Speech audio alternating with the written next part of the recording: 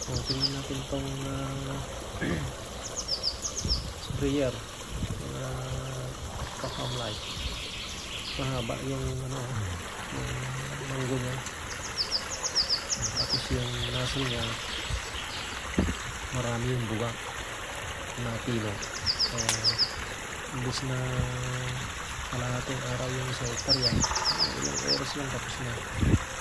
Kasi patumbas yan, parang tatlong tao patumbas yan. Isang pitak ang tapat lang.